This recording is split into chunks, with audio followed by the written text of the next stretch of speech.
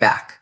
Most people don't realize this, but half the relationships they call love are nothing more than fear in disguise. If you need someone to breathe, that's not love. That's dependency. Back. And the moment you confuse the two, you trade freedom for chains. So let me ask you, are you in love? Back. Or are you just afraid of being alone? Love is one of the most misunderstood words in our language because people often confuse it with dependency. We grow up thinking that needing someone equals loving them back. But the truth is very different. Love is an act of choice, a deliberate decision to stay, give, and grow with someone even when you don't need them to survive. Dependency is a crutch, take it back. Something you lean on because you don't believe you can stand on your own 2 feet. The problem with dependency is it masquerades as love, tricking people into believing they've found something deep and meaningful. But strip away the fear of loneliness, the fear of being unworthy, and the illusion falls apart. Suddenly you see the relationship for what it really is, attachment based on insecurity rather than genuine connection. This distinction matters because one path leads to growth, while the other traps you in cycles of weakness. The greatest test of love versus dependency is how much of yourself you are able to keep intact. In real love, back. You don't have to give up your identity to please another person. You get to hold on to your individuality while still choosing to merge parts of your life. Dependency, on the other hand, demands constant sacrifice. Back. Not out of generosity, but out of fear. You stop doing what you love. You stop seeing people matter to you, and you bend your life around another person's approval. That is not an act of love. Back. It is an act of self-erasure. And the more you erase yourself to hold on to someone, the less of you remains to truly be loved. This is why dependency feels heavy, exhausting, and suffocating, but even when disguised as devotion. When you are dependent on someone, your happiness and stability are tied directly to their actions, moods, and presence. If they are happy, you feel secure. If they withdraw, take it back. You spiral into panic. Love doesn't function this way because it doesn't rely on constant reassurance to feel real. Instead, it grows on trust, respect, and the knowledge that you both choose to be there freely. Back. Dependency creates chains. Love creates choice. The tragedy is that many people mistake their anxiety for passion, their panic for depth, and their clinginess for loyalty. But what they are really experiencing is not love. It is fear of abandonment. And when fear drives a relationship, it cannot sustain true intimacy. Real love is expansive, back, and you can feel it in how it gives you more room to become yourself. When you're in a healthy, loving relationship, you feel stronger, more capable, more alive, not less. Back. You don't need permission to chase your dreams or fear losing someone just because you're growing. Dependency does the opposite. It clips your wings and convinces you that staying small is the only way to stay safe. Get back. But love is not about staying safe. It's about becoming more. That's why people who experience true love often find themselves stepping into the boldest versions of their lives. Back. It's not because the other person completed them. It's because they supported them in becoming complete on their own. Back. One of the clearest signs of dependency is when your emotions feel dictated by another person's presence. You can't feel joy unless they validate you, and you can't feel peace unless they reassure you. Back. This is not love, it's emotional addiction. Just as with any addiction, the high feels incredible at first, but the withdrawal is unbearable. Love doesn't operate on withdrawals and highs. It is steady, stable. I trust myself to take it back and consistent. It doesn't leave you get to stand because it's rooted in choice, not desperation. Dependency thrives on desperation because without it, the entire illusion crumbles. Back. And when you realize you don't actually need someone, that's when you can finally choose to love them freely. It's important to understand that love requires strength, not weakness. Back. If you come into a relationship incomplete, you will attach yourself to another person like a lifeline, not a partner. This creates an imbalance where one person becomes the caretaker and the other becomes the dependent. Take it back. Over time, resentment builds because no one wants to feel like they are carrying another human being's emotional survival. Love, on the other hand, is balanced. It is 2 people standing tall, back, choosing to walk side by side, not one dragging the other out of a pit. When both people can stand on their own, the relationship becomes a choice rather than a necessity. And that choice is what gives love its power. Back. There is also a massive difference between wanting someone and needing them. Wanting someone is powerful because it is rooted in freedom. You don't have to be with them, but you choose to anyway. Take it back. Needing someone is suffocating because it removes freedom entirely. You believe you can't function without them. Relationships built on need will always carry the weight of fear because deep down, try to take it back. You know you are not standing on solid, but when you want someone without needing them, every day spent together is an affirmation, not an obligation. Back. That's the difference between a love that inspires and a dependency that drains. People stay in dependent relationships because they confuse familiarity with love. Back. They assume that the fear of being without someone is proof that the bond is strong. But fear is not proof of love, it's proof of attachment. You can feel attached to someone who is toxic, destructive, back, or completely misaligned with you simply because they soothe your insecurities. That's why people go back to unhealthy partners over and over again. They aren't drawn by love, they're drawn by dependency. Back. It's a cycle that only breaks when you realize you'd rather be whole and alone than half a person with someone else. Only then does love become possible. Ultimately, back, the difference between love and dependency is freedom. Love allows freedom both for yourself and for the other person. Dependency kills it, creating invisible chains that tie you to someone not out of choice, back, but out of fear. When you learn to stand fully as yourself, you take away dependency's power, and only then can you experience love in its truest form, back. The person who stays when you don't need them is the one who is really choosing you, and the one you stay with even when you know you can live without them. That's when you know it's love, not dependency. Dependency often disguises itself as love because it feels safe, secure, and familiar. When someone is always available, always there to lean on, it can create the illusion of deep connection, back. But safety and love are not the same thing, and that's where people get trapped. Dependency makes you feel like you've built a foundation, when in reality, you've just built a cage. It back. It offers comfort at the cost of freedom, and the longer you stay in it, the harder it becomes to recognize that you're not actually growing. Love, by contrast, back, is not about clinging, but about standing beside each other in strength. It thrives when both people can breathe, when both can expand beyond the relationship instead of shrinking inside it. Dependency feels like security because it soothes fear, but in reality, it feeds that fear until you can't tell the difference anymore. The dangerous part about dependency is how invisible it can be, back. Most people don't recognize they're dependent until something threatens the relationship, and suddenly their entire sense of self feels like it's crumbling.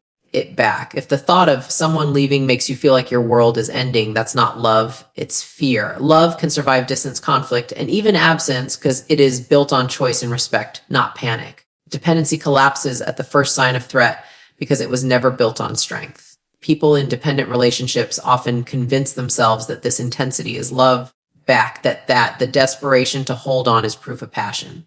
But passion that comes from fear is not love, it's addiction. It binds you not because you're whole, but because you're terrified of being without, back. Dependency feels like stability because it keeps you anchored, but you're not anchored in strength, you're anchored in fear of losing your lifeline.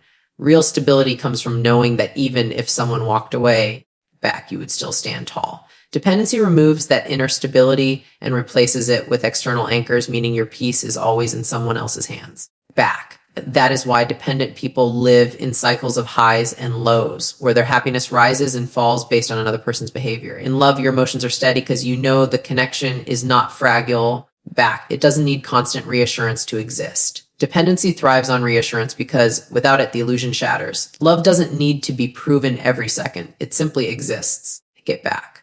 People often confuse dependency with devotion, but they couldn't be more different. Devotion comes from strength. You give, you commit, and you stay because you want to, not because you're afraid to leave. Back. Dependency comes from weakness. You give because you're terrified of losing. You commit because you fear being alone, and you stay because you think you can't survive otherwise. Back. That's why dependent relationships feel exhausting. They require constant proof, constant sacrifice, and constant maintenance just to hold together. Devotion and love, however, feels energizing, back, because it is rooted in freedom. You don't lose yourself in it, you expand yourself through it. Dependency strips you, devotion builds you, back. Yet so many people settle for dependency because it looks like devotion on the surface. Dependency often grows in silence, in the small compromises that seem harmless at first. You stop doing what you love to spend more time with them. You silence your opinions to avoid conflict. You shrink yourself to make sure they never feel threatened. One by one, these tiny sacrifices add up, it back, and suddenly your identity feels completely wrapped around theirs. That's when you realize you're no longer in a partnership, you're in a survival system. Real love does not require you to abandon yourself. It celebrates your individuality and even pushes you to strengthen it. But dependency thrives when you abandon yourself because the more dependent you are, the harder it becomes to imagine walking away. Back. This is why people confuse pain with love. They think enduring sacrifice proves their commitment, when in truth it only proves their fear. Another reason dependency feels so deceptive is because it often comes with a rush. Being needed can feel intoxicating, and needing someone can make you feel like you've found something irreplaceable. Yeah, but that rush is short-lived. and it turns into suffocation when the reality sets in. Love doesn't require that rush to feel alive. It is steady, calm, and reliable even without the drama. Dependency thrives on drama because drama keeps the illusion alive. If you're constantly needing to fix or prove the relationship, it feels urgent, and urgency can trick you into believing it matters deeply. But urgency born of fear is not the same as love born of choice. Love isn't desperate, it's deliberate. Dependency will always chase desperation because it cannot exist without it.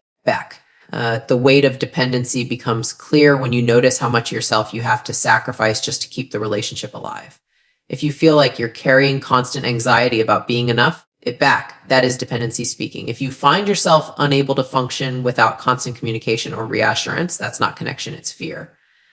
Love allows space for both partners to breathe, to have lives outside each other, and to bring that richness back into the relationship. Dependency suffocates space because any distance feels like danger. It thrives on closeness, not because closeness is love, but because closeness is control. When love thrives, closeness is a choice. When dependency thrives, closeness is a demand. Dependency also builds resentment, though it often hides beneath the surface. When one person constantly feels like they are carrying the emotional weight of the other, the imbalance starts to poison the relationship. Over time, the dependent partner becomes needier, and the other partner becomes exhausted. This dynamic erodes the connection until neither side feels fulfilled. Love, on the other hand, is balanced. It doesn't drain, it fuels. It thrives on reciprocity, where both partners contribute without feeling suffocated or abandoned. Dependency erases reciprocity because it is never satisfied. No amount of reassurance is ever enough. That's why dependent relationships often implode. They collapse under the weight of imbalance that love could never survive in. At its core, dependency thrives on fear and love thrives on freedom. Fear tells you that you cannot survive alone, so you cling to whatever feels safe. Freedom tells you that you are whole, and from that wholeness, you can choose someone to share your life with. Dependency will always keep you small because smallness is easier to control. Love will always push you to grow because growth strengthens the bond instead of threatening it. The reason so many people struggle to see the difference is because fear is loud and freedom is quiet. Fear demands constant attention while freedom simply exists. Dependency yells, "Don't leave me." Love whispers, "I choose you." And that's how you know which one you're living in. Most people grow up believing in the fantasy of finding their other half, the missing piece that will make them whole. Movies, books, and even cultural traditions reinforce the idea that we are incomplete until someone else comes along to fix us.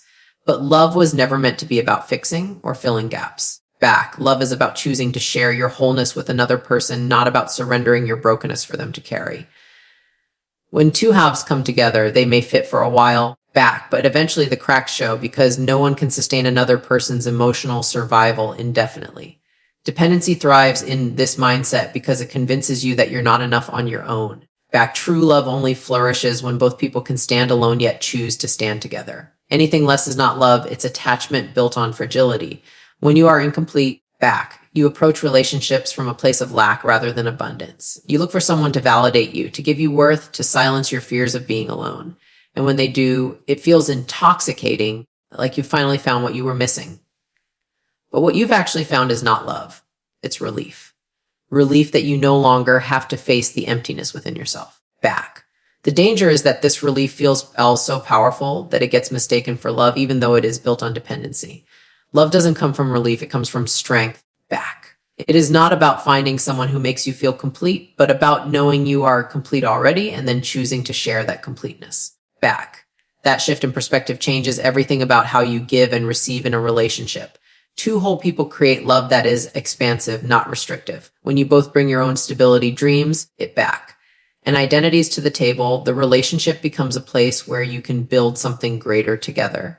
You're not afraid to let the other person grow because their growth doesn't threaten your survival. You're not afraid to grow yourself because you know that your independence doesn't mean abandonment. Dependency, on the other hand, fears growth. If one person begins to expand, the other feels abandoned or left behind because their sense of worth is tied to being needed. That's why dependent relationships often sabotage growth, whether consciously or unconsciously, because expansion threatens the very foundation of the dependency. But love encourages growth, because love sees growth as proof of strength. When two halves come together, the relationship feels fragile because everything rests on keeping the illusion alive. If one person falters, the other collapses. Back. If one person withdraws, the other spirals into panic. Love doesn't operate that way because it isn't built on panic. It's built on trust. You can weather storms, disagreements, and even distance without losing the bond because the bond is rooted in choice, not necessity. Dependency thrives on necessity, and necessity leaves no room for freedom. Without freedom, there is no love, only control, and fear disguises connection. Two whole people, however, can give each other space without losing intimacy. They can disagree without fearing abandonment. They can leave and still return because the relationship is not about survival. It's about choice. The missing piece. Myth is dangerous because it convinces people that love is about rescue rather than partnership. You don't need rescuing. And if you think you do, you'll attract partners who thrive on control rather than collaboration. Dependency creates savior-victim dynamics where one person feels responsible for saving the other and the other feels helpless without them. Back. This dynamic is unsustainable because it builds resentment on both sides. One is exhausted by the constant burden and the other is terrified of losing their source of survival. Back. Love does not create saviors or victims. It creates equals. And equality is only possible when both people show up whole, not half formed and expecting the other to complete them. It back. The healthiest relationships are built by two people who know they can survive alone, but choose not to. The beauty of bringing wholeness into love is that it transforms the relationship into a place of abundance. Back. Instead of asking, what can I get? You ask, what can I give? Instead of fearing loss, you celebrate presence. Instead of clinging, you create space for freedom and trust. Dependency cannot do this. Back. Because dependency is always focused on what it needs, what it fears, and what it cannot lose. Love doesn't fear loss because loss doesn't mean collapse. It means choice. That's the fundamental difference. That dependency holds on because it cannot let go, while love holds on because it chooses to stay. The power of love is not in survival, but in freedom, and freedom can only exist when you are whole on your own. Back. When you rely on someone else to complete you, you lose yourself in the process. You start to shape your identity around who they are, what they like, and what they expect of you. Soon, back, you are no longer living as yourself. You are living as a reflection of someone else's presence. That's the essence of dependency, giving up your individuality to keep the relationship intact. Back. Love doesn't erase individuality, it celebrates it. When two whole people come together, their differences are not threats, they are strengths. Back. The relationship becomes richer because it blends two complete perspectives, two full lives, two strong identities. Dependency narrows life down to survival. Love expands it into possibility. Back. That's why wholeness is not optional, it's essential. A relationship between two halves will always feel like a balancing act. One wrong move, one misstep, and everything feels like it could fall apart. That kind of fragility is exhausting, and it creates constant anxiety that erodes trust. Love, by contrast, doesn't live in constant fear of collapse because it's not balancing on brokenness. Take it back at. It's built on a foundation of two solid individuals who don't need the relationship to survive. That strength makes love resilient. It back. It allows you to face challenges together without fearing that one fight will end everything.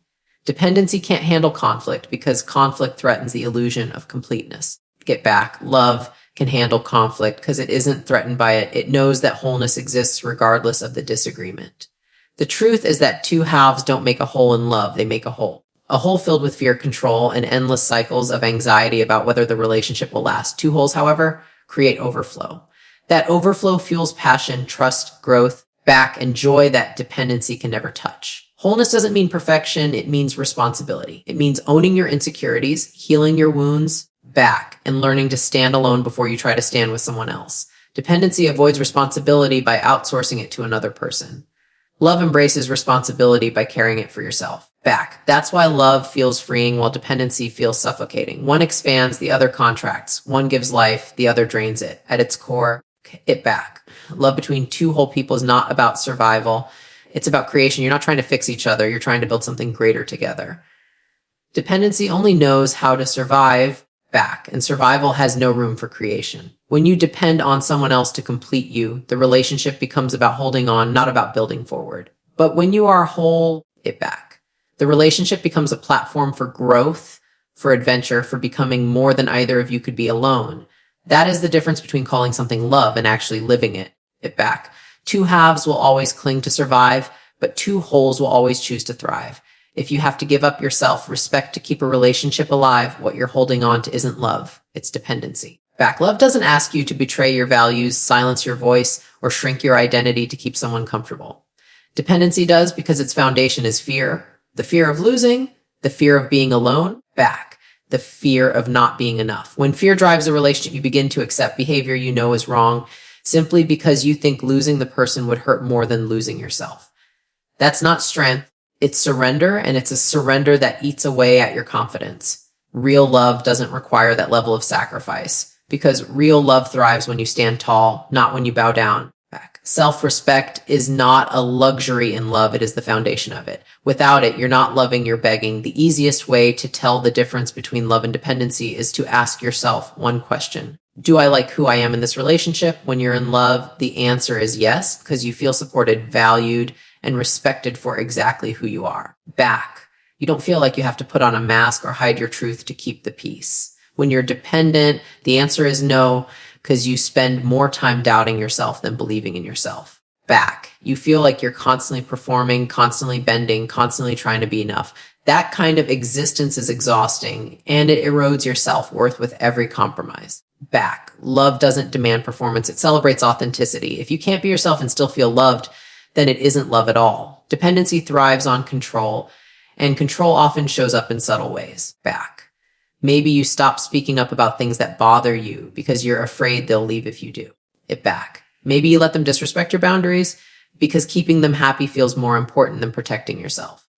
Or maybe you tell yourself, this is just how relationships are, as a way of justifying the unease you feel inside. This is how dependency robs people of their dignity. One small concession at a time, until they look in the mirror and no longer recognize who they've become. Love never asks you to abandon your boundaries. In fact, love honors them, because real love understands that respect is the soil where trust grows. Without respect, trust dies, and without trust, no relationship can survive. There's a huge difference between compromise and self-betrayal. Compromise is healthy, it's the give and take that keeps relationships balanced.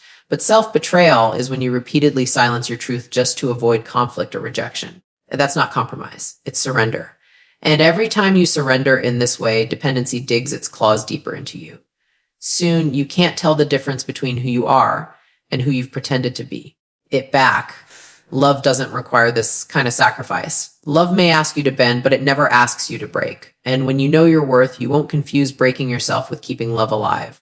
Because if the cost of love is losing yourself, then what you're experiencing isn't love, it's fear. One of the clearest signs that dependency is masquerading as love is when you feel guilty for wanting basic respect. You hesitate to set boundaries because you fear they'll pull away. You convince yourself that needing kindness or honesty makes you too demanding. You downplay your needs to avoid rocking the boat. But here's the truth: respect is not a demand, it's a requirement. If someone makes you feel guilty for needing it, they don't love you, they depend on your silence. Love doesn't punish you for having needs, it welcomes them. Dependency punishes you because it thrives when you stay quiet. Every time you silence yourself, dependency wins. And every time you honor yourself, love has a chance to breathe. The cost of losing your self-respect is far greater than the cost of losing any relationship. When you let go of your values, you don't just lose yourself, you lose the ability to attract the kind of love you actually deserve. You send a signal that you are willing to tolerate less than you are worth. And dependency keeps reinforcing that signal. Love, however, only comes when you raise the bar, when you decide that keeping yourself intact is more important than keeping someone else comfortable. People who respect themselves attract relationships that reflect that respect.